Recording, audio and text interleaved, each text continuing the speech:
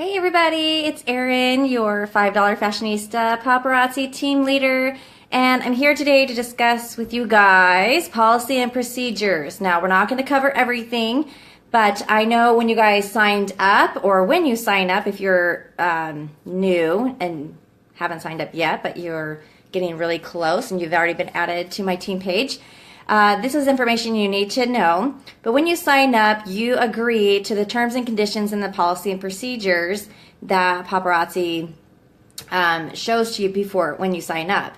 And sometimes people are guilty of this. They skim through everything and just sign the bottom and they're done. And they don't really take the time in length to go through every single thing in the policy and procedures. And that's really important, you guys. You need to know what you're signing up for and what you're agreeing to when you become a consultant. So I figure it's really good. I know I've reminded you guys of some of the policy and procedures that are kind of like basic things that everybody is always asking questions about.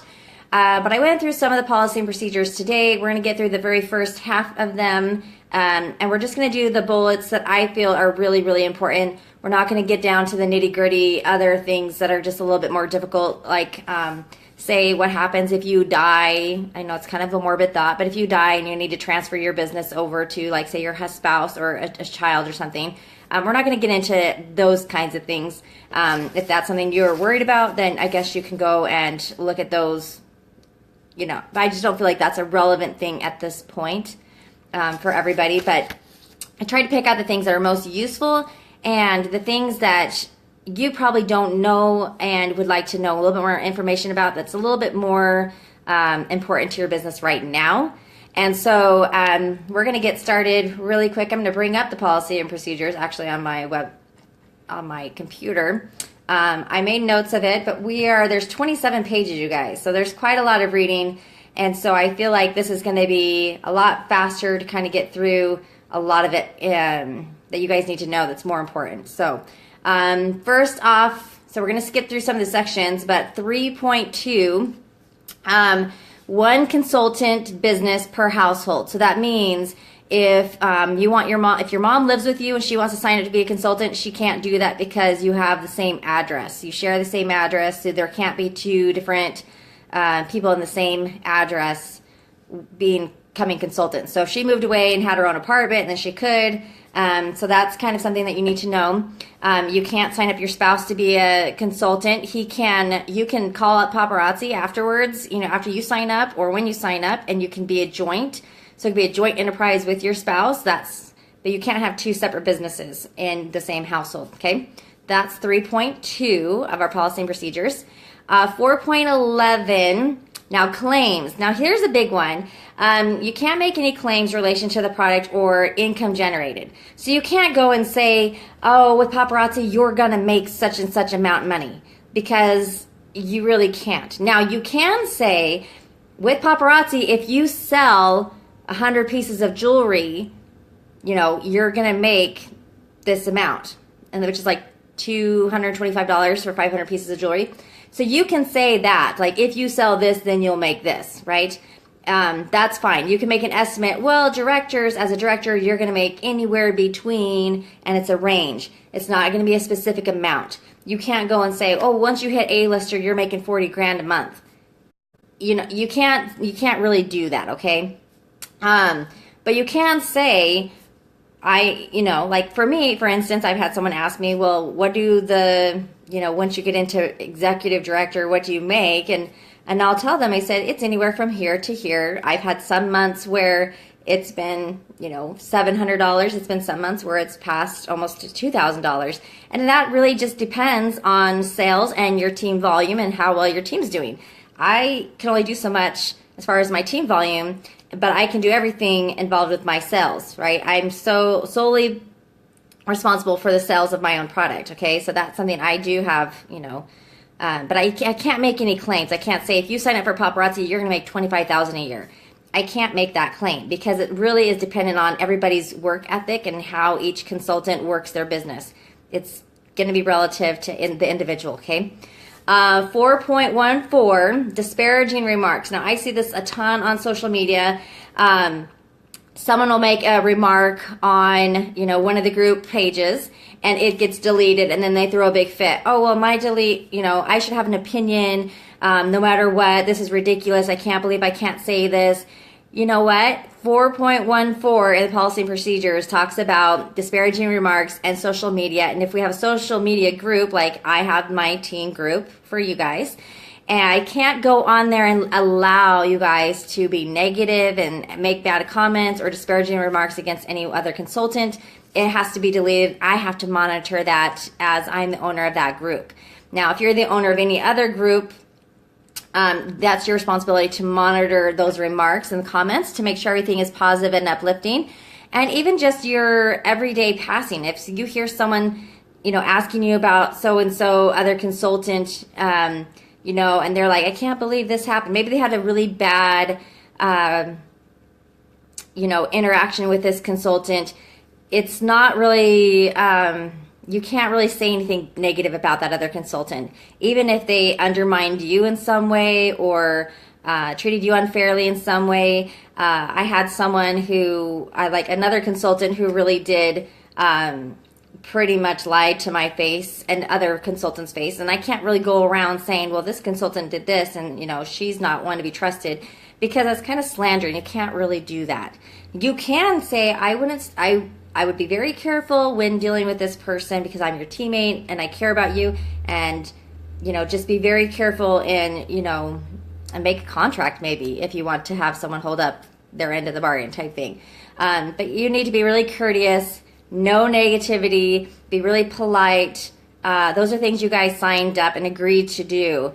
Now, another thing is in 415, just the very next little section, it talks about that you're representing paparazzi, right? You guys are independent consultants, but you still represent paparazzi, and you are representing their brand, so to speak. So there's a code of conduct where we're expected to present ourselves in the matter that's representative of a clean and uplifting culture of paparazzi, because paparazzi really is. It's family friendly, it's clean, it's uplifting. Another reason why I love this company so much.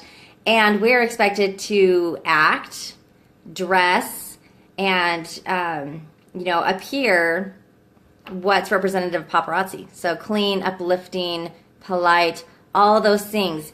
Your language needs to be clean. If you're on social media and you're doing live videos, do not be dropping the F-bomb every other sentence or something. I have seen consultants, have their little rant and they were swearing and they don't think there should be anything wrong with it. Now, it is if you're representing the company and you're talking about the company in that social media video, you're representing them, you're a paparazzi consultant, and your dress, language, and actions should represent what this company is about. So be careful about that. If you maybe are one to let a little, swear word in here and there, just be really careful with those guys. Clean it up some. And I'm not here to get on my soapbox and tell you, you guys have to do this, but I am your upline, and it is my responsibility to train you guys, make sure you guys are aware of what you agree to. Now, you're responsible to know yourselves, but like I said, I know a lot of you just skim through the whole thing, sign it because you're so excited about the business, and you're like, I'll read it later, and maybe you don't get to it. So I just like to be a reminder or just kind of informant in case you aren't aware of some of these things. I'm not here to judge, okay? Not here to judge, but I am responsible to make sure my team members know these things. All right, 5.5 says logo. I get this all the time, where can I find the logo? Now, there is a section in our back office. It's called resources. If you go at the very top, there's a little thing that says resources. And this is where you can find the policy and procedures. It has all the newsletters from the past. Let's see, does it have? Maybe it just goes to 2014. Maybe. But if you look at the newsletters and checklists, and there's worksheets, there's so much information there. But you go down and there's a Z Collection social media kit, which shows you all the pictures you can use of the Z Collection that are available for your use. Now, there's also, if you look, the social media kit, there's Facebook cover photos, there's profile pictures, there's all kinds of things that you guys can use. So there's a lot of cover photos. If you're looking for a Facebook cover photo for, say, you're doing an event on your Facebook, like you're doing a party and you need a cover photo, you can go there, download a few of the pictures, and use those for your cover photos. You can make your own with the paparazzi logo as long as it says independent consultant underneath. And at the very top on the left-hand side, under resources, you'll see independent consultant logos. And when you click on it, it'll give you 3 different ones to use. Some are, I think one's black and white, one's color and pink, and anyway, different formats. So you can play around with those. Those are available for you to use. So that's fine. Another thing is with the logos, now here's something that some people aren't aware of either.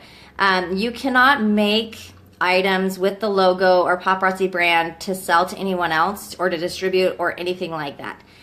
What you can do is if you are an A-lister, so we know a few A-listers. A-listers are allowed to use the paparazzi logo to distribute to their team members if it has their team logo on it as well and it's approved by paparazzi. So they can do it to build their team or to do something like that, but they can't sell it. And they have to have it approved through paparazzi first. Okay, so you might see, say maybe Frank Divas, they, a while back at paparazzi convention, we got water bottles and it had the logo on it and it had our names on it. They were allowed, they had special permission to do that, to distribute it to us. Okay, so they got permission, they were A-listers. She's Maven A-lister, probably past that now. So that was allowed for her to do, okay? So she had permission. She was that rank that they can do that, okay? So if you're seeing stuff like that, hopefully that person's an A-lister, and if they're not, they're going against policy and procedures, okay? 5.7, you guys were only allowed to sell in the United States, Puerto Rico, and Guam, okay? You can't go sell in Canada or Germany or anything else. Now, I've called paparazzi on this a few years ago and said, well, what about those who live on Air Force bases or military bases in other countries? Now, if it has an APO address, you are allowed to sell to those people using the APO address. That is totally fine. You can do that. No worries. And they can sell it too. If they're a military wife, totally fine. They can sell paparazzi, you know, on their bases. It's going to be kind of limited, you know, because they're limited to APO addresses, people that are local to them, and the United States. So if you're living out in Japan, it's not really shipping friendly at all to ship from Japan to, you know, and it all just depends. The APO address allows them to ship pretty much, you know, to the United States. But if they were to ship outside that, it's a big no-no, okay? 5.9, unsolicited communication. So you're on social media, you're on Facebook, Instagram, all this stuff. You cannot go and like cold turkey, you know, say you do a Google search of people named Pam and you go through all the Pams there is and you message them all about paparazzi and the company and the jewelry. You don't know any of those people. You can't go and solicit their business, okay? So don't be going unsolicited communication. Now with that, it's also important, 5.10, policies and procedures, no spamming, and no recruiting using paparazzi websites or websites that are not used, you know, for that purpose. So you can't go like paparazzi, they'll post, like say, a fashion fix preview, and there's all these people all excited about it, and you see this gal who's like, oh, does someone have this necklace? I would really love it. You can't go and respond to her and say, yes, I have this. I'm a paparazzi consultant, because you are then recruiting her as a customer on using paparazzi's webs, like Facebook page, right? You can't do that. It's not allowed. Don't do it. Okay, don't message them privately. It's a big no-no. You can get canceled as a consultant. Now you can go on there and comment, oh, I can't wait to get this set because I'm getting it next week. I'm so excited. And if they choose, you know, because they're like, oh, she's getting this next week, I need to contact her. If she chooses to contact you, that's totally fine. You can totally do that, right? There's nothing wrong with that. You know, you're just showing your excitement for the product and excited for when it comes. You're not saying anything about who wants it. I have it for you guys to buy. You're not saying anything like that, but they know you're a consultant, right? So, you know, there are some ways, some tricks a little bit you can use without really getting into too much trouble. So if you just let yourself be known that you're a consultant, which you should be doing every day, you should be getting your customers, right? You should be building your customer base that way, okay? And that's what they want. They don't want you guys spamming people and giving us a bad name with paparazzi. We don't want to be known as those people that are always posting everywhere like crazy. And you don't want to get put in Facebook jail either, okay? So keep those to a minimum. Because Facebook jail is no bueno. It's not good. It's not fun. All right, last thing I want to tell you guys, 5.11 is the $5 price point. We are allowed to go above the $5 price point if you're doing a fundraiser. And I know in Hawaii, because I don't even know, it might have changed since.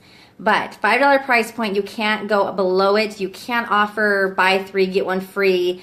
I'm in a group, like a multi-consultant paparazzi selling group, and I have so many people ask me all the time, do you do a buy 3, get 1 free, or buy 4, get 1 free? You can't do that. I don't know what consultants they are shopping from that are doing that, but it's not good. That's not what we should be doing. We can't do it. It's against policy and procedures, and if you do it, you could get canceled, okay? Don't even mess with it. Do your buy 12, get 1 free. However, you can give away free items, like say you don't have a lot of parties being hosted by people, and you get those free hostess rewards. You can do giveaways. You can, everybody who participates in a party, you could do a giveaway for them. No big deal, right? But you can't say if you buy 4, you're going to get 1 piece free. Now with that, you can also not say, okay guys, buy 4 pieces and you get this free pack of lotion for free. Because then they think, oh, you guys sell lotion too? Wow, right? So you can't be giving away items that are other than paparazzi. Now, you can give away like paparazzi items. I like to give away Starlight Shimmer pieces. I like to give away like my Hostess Reward pieces that I get in the mail.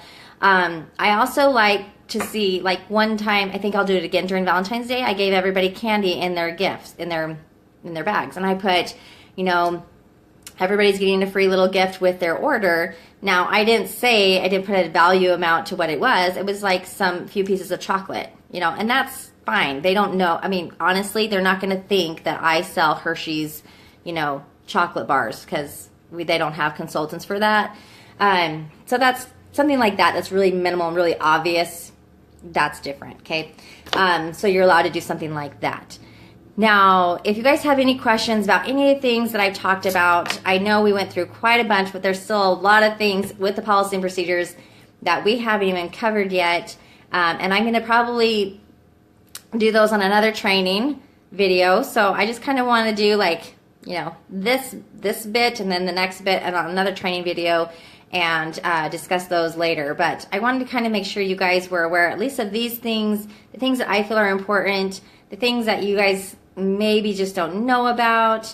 And there's one more thing that I really do want to talk about, because this is what made me think about it today, about doing this training video in the first place. I was thinking about our numbers, and I don't know why, it just popped up in my head, but it popped up in my head for a reason, so I knew I needed to go over this.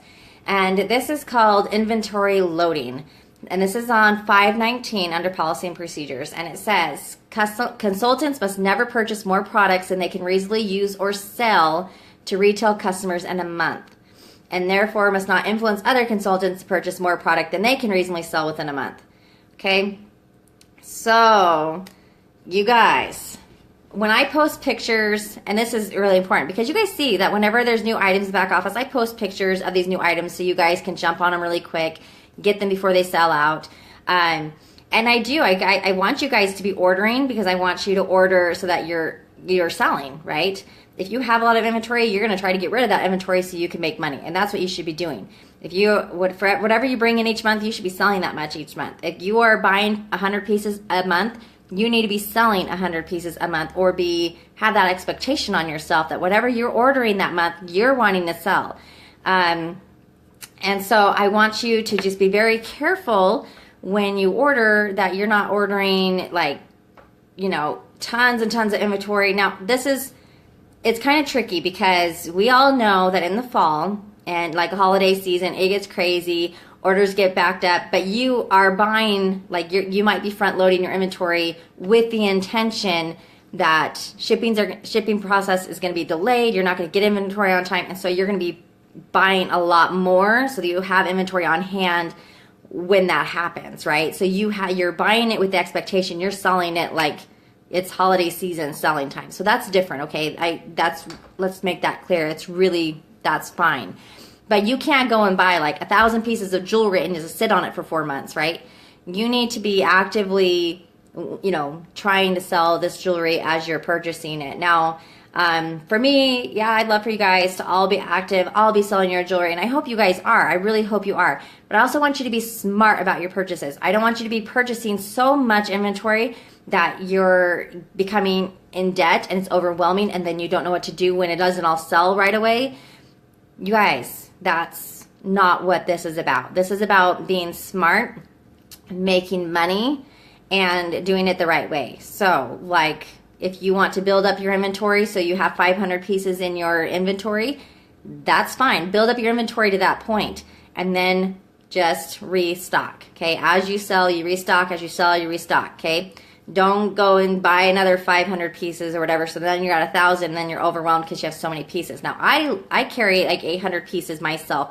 I like to have that amount of number. It gives me a good variety for my customers, and it allows me to do frequent live videos with different pieces, and I just love having that variety. But I'm also frequently selling it as well. I'm actively selling it several times in a week. And so if you're going to be doing that, which I hope you guys do, that you're selling this product. Now you're getting on more than just a weekly basis, like maybe a daily basis, going live, you know, doing those live parties and showcasing the jewelry that way. You know, and sharing it every day. I want you guys to be doing that. What I don't want is, I don't want you guys, like I said, to get in over your head, get into debt, or if you have team members, I don't want you encouraging them to buy what more than they can handle just so that you can get gain from that, because that is against policy and procedures, a big no-no, and we don't do it. And I just want to be clear about when I post things, like when I say, hurry girls, go get them, it's mainly because I feel like the items that I post, when they're new items, are going to be hot items that are going to sell relatively fast. And usually when they sell relatively fast, they're hot items. That means they're going to sell really quickly for you, okay? So I post those items so you guys are aware that these are going to be fast sellers. They're going to help you make money, and that's why I post it, to be helpful. So when I see new items being posted, you guys can hurry and get on and get those pieces before they're gone, because we all know they go like super fast. So anyway, just wanted to clarify a few things. But that one, it was a big one that was really kind of just, I really wanted to touch on that one specifically, because I know sometimes owning a business, you make those investments with the inventory, and it's an investment, you guys. It's an investment to build your business, and see it as an investment, as an opportunity to grow and to make a lot of money, because you can make the amount of money you want to with this company.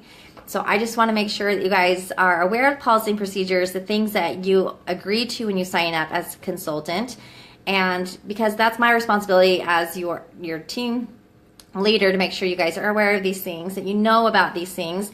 And it's important to me that none of you guys get canceled or anything like that because you were just unaware, right? And that is, I mean, it is your responsibility. It's my responsibility too. And so I want to make sure that not on my watch, you guys aren't doing something, you know, that you know, just in ignorance, okay? So let me know if you guys love this video, if it's helped you. But please go read the policy and procedures and the terms and conditions. They're in your back office under resources. You just look it up. It's on the left-hand side, and you kind of, I think you have to scroll almost down near the bottom. It says terms and conditions, okay? And you click on the terms and conditions, and they both should pop up. You can download them both. You can print them off, read through them, bring them up on your screen, whatever, and read through them. And if there's any changes that occur to the policy and procedures, a lot of times, well, every time, Paparazzi will send us a newsletter letting us know of that change, okay? So make sure you guys do have your emails correct in your back offices, and that you're getting those emails from Paparazzi Corporation. So when those changes are made, you guys are aware and you know what's going on, okay? So love you guys. Have a happy week. It's Monday. Make it awesome. Go do live videos and make sure to be entered into my live video giveaway, because I want everybody going live and seeing how that can build your business and help you make more money, you guys. Go live. See you guys.